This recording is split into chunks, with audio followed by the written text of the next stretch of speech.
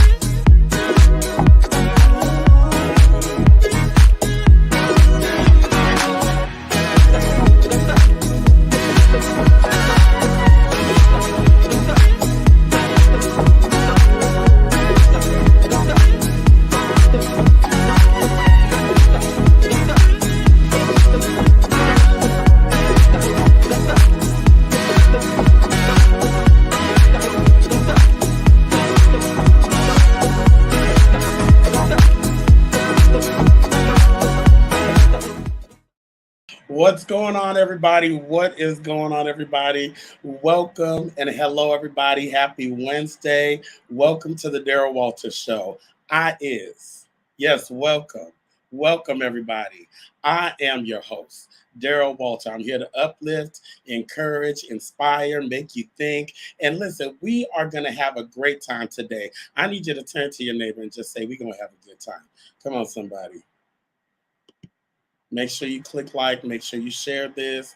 You're going to watch this on the replay. I hope everybody's having a good day on this first day of February. First, I want to say happy Beyonce Day.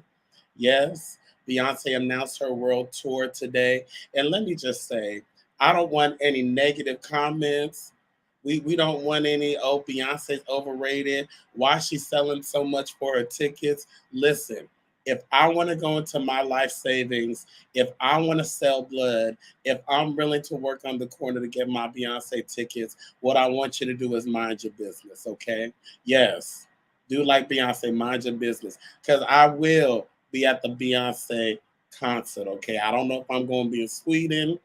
I don't know if I'm going to be in Atlanta or LA, but baby, I'm going to be somewhere. And guess what? I'm going to go to a state that don't support the LGBT rights too. The way y'all talked about her in that Dubai performance. Oh, also happy Black History Month. Let me tell you, Barack, I am feeling extra black today. Huh? So without further ado, let's get into this show and talk about what went viral. Let's go.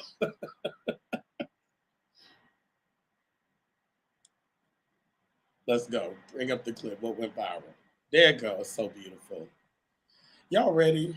I'm excited today. Let's start on a serious note because seriously, let's send our condolences to Ricky Smiley and his family on the passing of his son, Brandon Smiley. Yeah, y'all. This past Sunday, Ricky Smiley, he took to the internet basically to let us know that his son had passed and he was headed to Birmingham to be with his family. So this past Sunday, Brandon Smith, there's no foul play suspected. I know a lot of people are wondering what happened, but his friend showed up to his house on Sunday morning and found him unresponsive, and he was rushed to the hospital where he was pronounced dead. You're looking at this video here. In 2015, Ricky Smiley had a reality show with his family, and I found this clip between him and his son. In this particular clip, he's talking with the therapist, and he's just basically talking to his son, saying, look, you got to change your life, turn your life around. Because not just, I'd hate to see you end up in a terrible situation. But he was reminded of how he watched his grandparents crying at his um, at a funeral, and watching them in so much pain just really tore him up. So it sounds like Brandon was really doing much better. He had turned his life around. He was a comedian. You can see the clips of him, but unfortunately, at 32, his life was ended. So we would just want to send prayers to Ricky Smiley, to his family. Brandon leaves behind a 4-year-old daughter and his wife, and a host of friends and family that loved him. So, y'all, let's just send positive energy to Ricky Smiley and his family. And listen, on a serious note, 2023 has started off real crazy. So I just want to send my love, healing energy, and I know there's nothing that can be said or done to bring back that loved one, but y'all, sending out love and healing energy to the Smiley family. All right, let's move on. Listen, this past weekend, if anyone was watching football, you probably watched the NFC Championship between the Philadelphia Eagles and the San Francisco 49ers, right? And then you probably heard our dear national treasure, our auntie, our mother, our queen, the legendary R&B artist Anita Baker, who was requested to sing the national anthem. I believe I have a clip of it. Let's sit back and take a listen.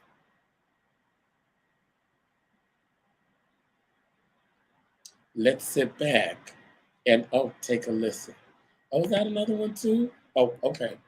Listen, in the meantime, while we're waiting on that clip, y'all, Um, I've seen Anita Baker live here in Las Vegas, and let me just say it was a phenomenal show. And anybody out there, if you've ever seen Anita Baker live, you know that she is no joke. She is absolutely amazing.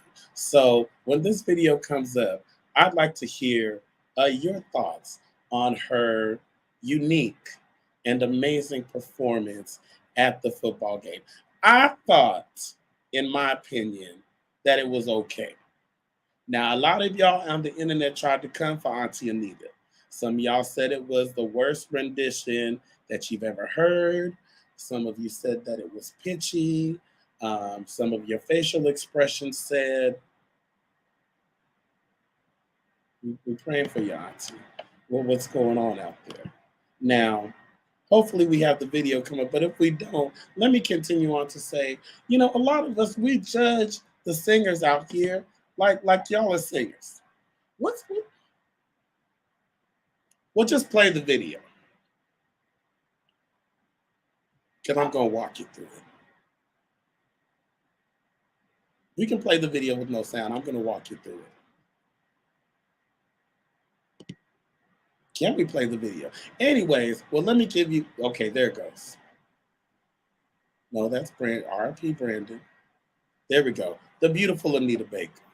I chose that picture. Now, we don't have sound, but let's walk through it. Here comes Anita. She got a cute auntie wig on. Now, see, she's holding her ear. She's giving the tempo and she's ready to go. Now, what you don't hear is she started off a little bit pitchy. See right there? You can tell right there. He's like, okay. You see his face right there? Okay. She's going somewhere, but we don't know where she's going. Okay. Young man's a little confused. But she's still going. She's still going. She's hitting it. Now, mind you, it was cold. And there's reverb in the mic. See, he's praying right now. He's not sure if this is good or bad, but he's going to pray to the good Lord, baby Jesus. Okay? And we going. Now, see, they don't know what's going on either. They're like, I don't know if this is good or bad. We panning out. Now, here's where it got interesting, okay? See his face? She's a little pitchy right there. And he's concerned. Let's look at their facial expression. That should tell you how they're enjoying the national anthem. Now she's revving up. Now she knows something ain't right. But Auntie's going to keep going. What I love about Anita Baker is she's going to commit to it. Just like we commit to the show, even though we having technical difficulties. Don't worry, we going to get through this. Okay, go ahead and take the clip off. Okay, shut up, Sarah. I wasn't talking to you. See, that's okay. Listen, let me say this about Anita Baker. Y'all not gonna come for Anita Baker like she just got signed to Cash Money Records or like she just started singing in the last 5 years. This is a national treasure. And even the national treasures have moments. They have moments where they just don't get it right. And I'm just gonna say this. In the name of caught up in the rapture of love, and in the name of giving you the best that I got, Anita, you didn't give us the best. I love you, Auntie. I love you. But that rendition wasn't all the way it. Okay.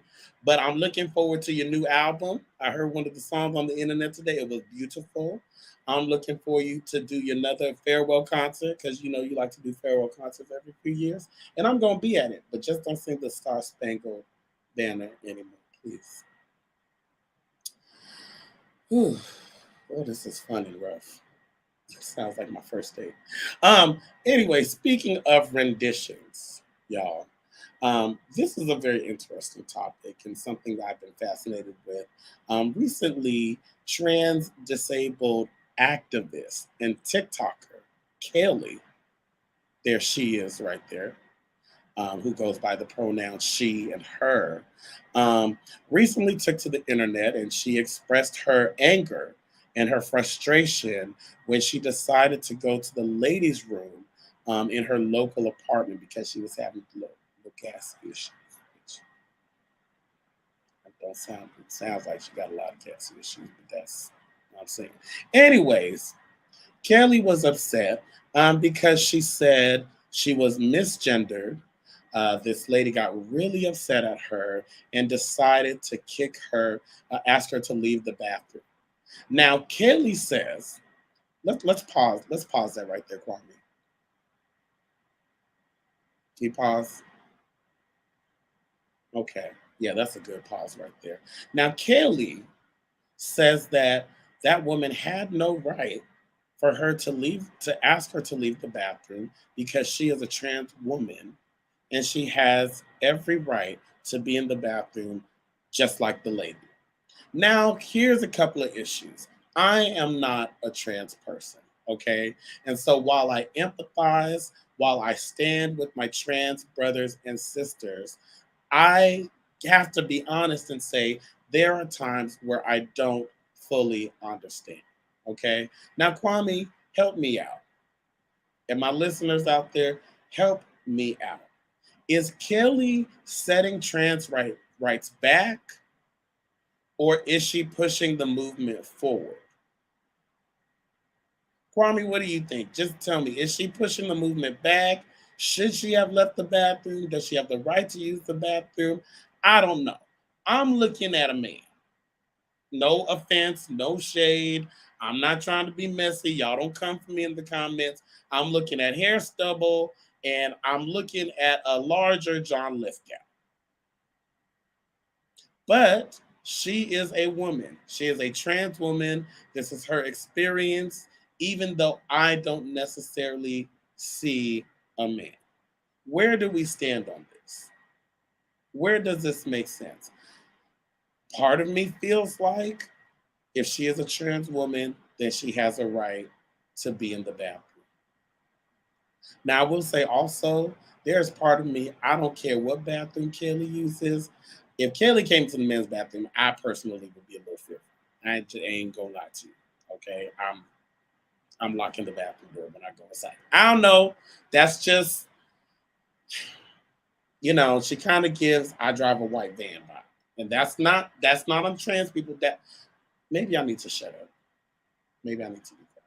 You know, this is a whole lot to take in. There's a lot going on in the world. So let's do this. She identifies as a woman, then she's a woman. Don't care how she expresses herself via her clothing. She said she is a trans woman. It's not a problem. I don't think it's a problem. I don't think it's a problem. But everybody, I've seen various, like I said, for me personally, I'd be a little nervous. Everybody has the right to use the bathroom, but I might take a double look. Just Kelly looks on edge. Kaylee looks like she's ready to fight somebody. Okay. That's just the vibe I'm getting. She's on TikTok at the Kaylee Show, so you are more than welcome to peruse. But I feel the same way that if she says she's a woman, then she's a woman. But then the question is, where does the line get crossed? Can it be considered transphobic? Because I said she looks a little scared. You know what? I'm not trying to be transphobic. I'm not scared of trans people. Now, I have heard other trans people like T.S. Madison who said maybe this is it's taking it too far. I didn't say that. T.S. said that. I feel like I'm gonna draw the line right here because I don't want to say anything offensive, and I don't even know where this is going. And yeah, let's go for it because I feel like I needed to come back and apologize. Let's take a quick break. Let's pay some bills, and when we come back, we'll talk about Tyre Nichols and where do we go from here. I'll see y'all in a minute.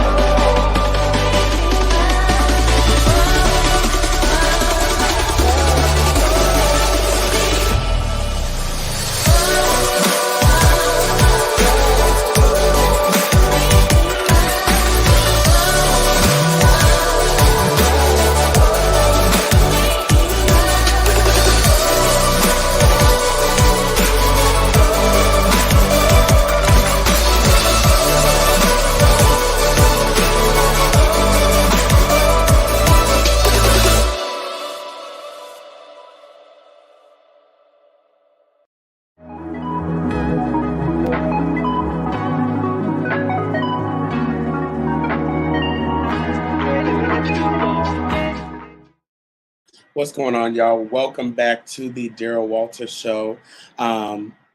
Let's talk about it. Last week I got to interview Dr. Dante Morrison, and one of the things that he challenged me with was having a conversation, not to the choir, but to other people. And when I talked to him, we talked about why he chose, even though he's openly gay, to continue his membership in church, at the traditional church that he had already been a member of because God didn't tell him to leave. And in that conversation at the end, what I was challenged with and what I was left with, excuse me, y'all, what I was challenged with is realizing that we are all deserving of being treated equally, and we all deserve to be in the spaces that we are allowed to be in. And the reason I bring this up because the topic of my show was Tyre Nichols and where do we go from here? And as many of you know, on January 7th, 29-year-old Tyre Nichols was pulled over for what police said was reckless driving. They were extremely violent. They beat him, they pepper sprayed him, and they beat him until he was unrecognizable. A 4-part video was released Friday evening, and I have to be honest with you, it's a video that I have chosen not to watch. Not because I wasn't interested, not because, I didn't want to see it per se, but I chose not to watch it. And I have to be honest, I encourage many of you out there, maybe you don't have to watch it. I think a lot of us don't realize is that after seeing so many videos, a lot of us are suffering from PTSD. So what I want to say with that is make sure that you're doing something for your mental health, because there's so much going on. And these police brutality beating videos, we're not the ones who need to see them. We've seen enough. Of course, I wouldn't have water, but let's get into some details about this case that I found interesting.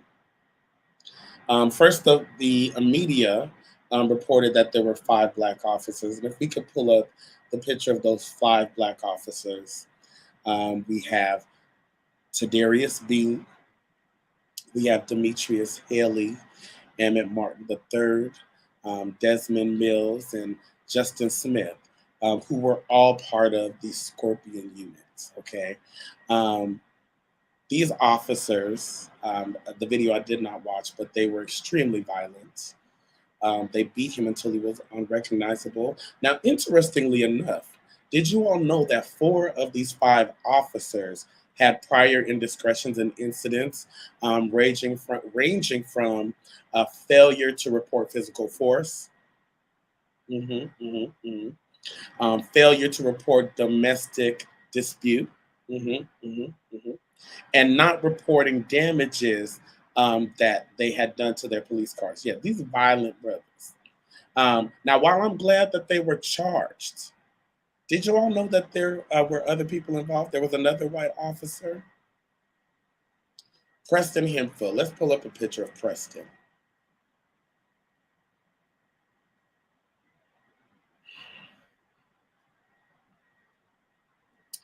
Preston was charged after the gentleman were fired. Interesting that he was charged a little later. I wonder why.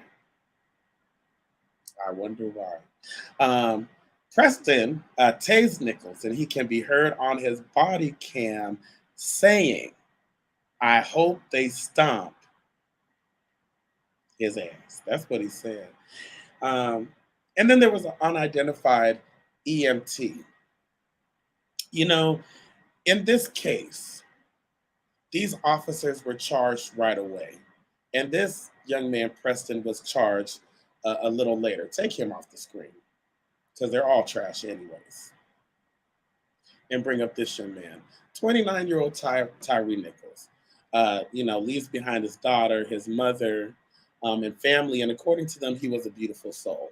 He was laid to rest today, and in attendance to his funeral was, Kamala Harris was there, Al Sharpton was there, and a host of dignitaries and other important people in the community. And they all said this is just the beginning of his advocacy and doing something about police reform. But y'all, thank God their fearless chief, Carolyn C.J. Davis, was there. Let's listen to what she had to say in her interview. You say it's difficult to watch. What was your reaction when you first saw the video? In my 36 years, George, I would have to say I don't think I've ever been more horrified and disgusted, sad, but just, and to some degree confused. Confused? Yes. Why? When I say confused, just in the level of aggression and response to what had occurred in this traffic stop, and it's still very unclear, as to the real reason for the stop in the first place. You think it's possible that the initial stopping of the car was improper? As far as I know today, I do believe that the stop itself was very questionable. We have been unable to verify the reckless driving allegation.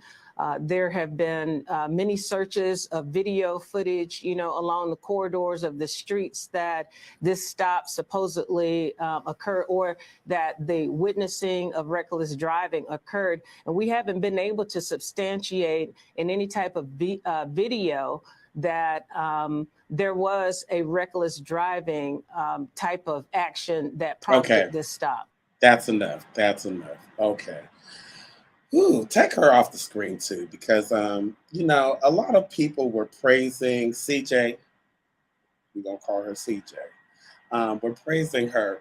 But this is interesting because I think she was confused because she was like, how come y'all didn't get away with it? Interestingly enough about this particular lady, did y'all know that she was fired from the Atlanta Police Department? Did y'all know that? And that the police unit she was over in Atlanta was disbanded also? Yeah, yeah, yeah. You want to know why? Why she was fired? Because one of her officers was charged with sexual misconduct with underage minors, middle-aged schoolgirls, more than 11, actually countless of them, because his wife burned some of the evidence. She was fired because she encouraged the investigators to turn a blind eye to the incident. Yeah, she didn't want them to dig into it because she didn't want the police officer to be fired. Interestingly enough, he was found guilty. Yeah. And they put the blame on her because she didn't want them to investigate it. See, here's the thing. That captain needs to be fired, and she needs to be held in contempt or called to the carpet. And in my opinion, I think she needs to be charged with murder also, because it's obvious that she has a history. Y'all know what it is. She has a history. So the question is, where do we go from here? Another mother is motherless. Another child is fatherless. Let's bring up a picture of those statistics. Can we bring up that picture I sent, Kwame? Y'all see that? Y'all see that? 5.9 per. Thank you. Bring it up. That's recent.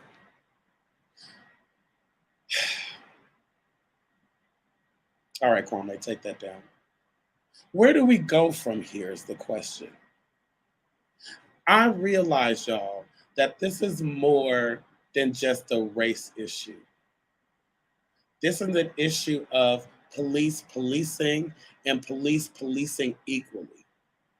There is no reason that young man should have been beaten and treated in such a way. And a lot of people say, well, why did he run?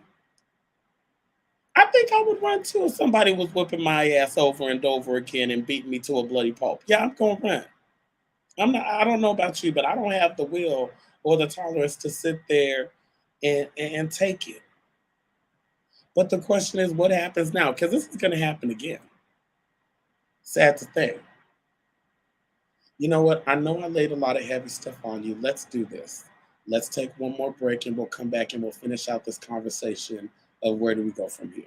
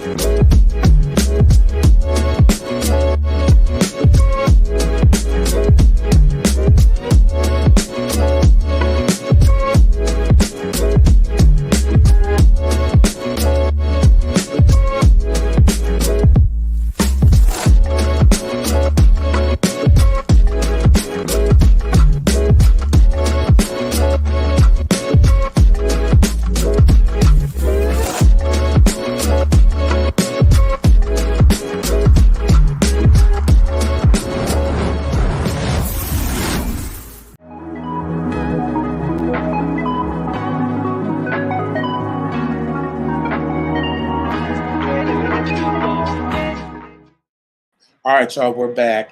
As we come to the close of our show, I want to play this video of Tyree's mom, Ravon, and I just want everybody to see this. If you combine their weights, it was over 1,000 pounds. Beating a 150-pound person to death. Because that's what they did. They beat my son to death. He cried out for his mom. Yes. Yes, he cried out for me. Because I'm his mother. And that's what he was trying to get home to safety. And it was funny. I was in the room earlier and my stomach started hurting so bad. And I went into the den. I told my husband, my stomach is hurting so bad. And once I found out what happened, it was just the fact that I was feeling my son's pain. I was feeling my son's pain when they were beating him to death.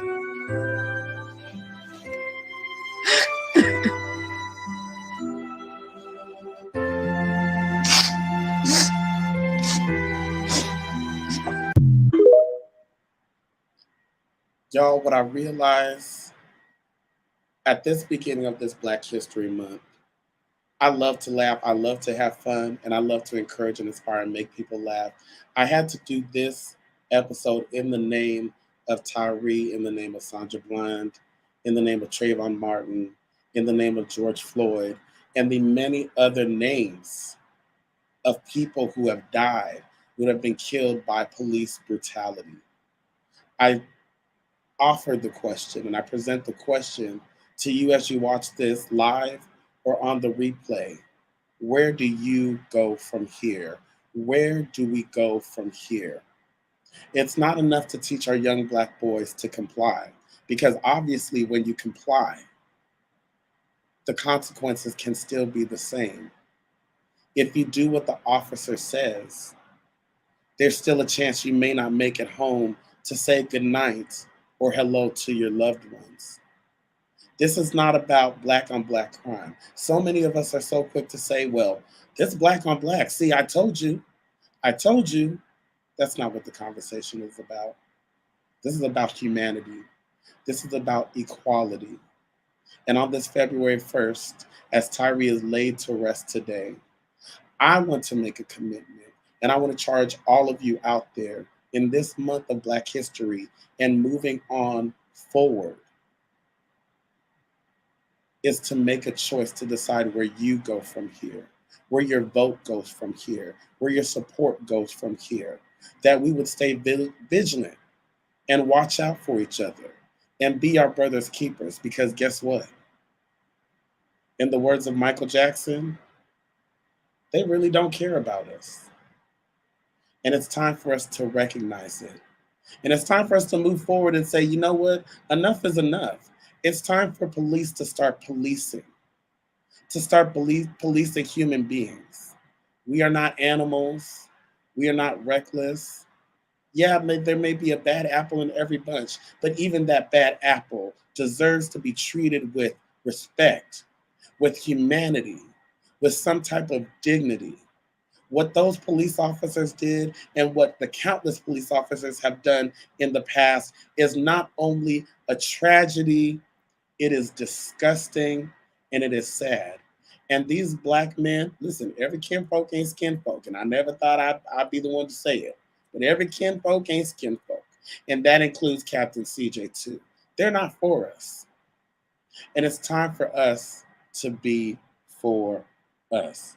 Y'all, today is a simple, sweet, and short show, but it's packed full of great stuff, and it's packed full of amazing knowledge and energy that I hope you take throughout the month. Now, listen, I have some exciting guests, and we have some exciting stuff coming up, and I'm so glad you took the chance to listen to the show and enjoy today. With that being said, I will see you all next week on another show. Now, don't forget to mind your business, stay hydrated, and buy Beyonce tickets. All right? I'll see y'all next week. Peace.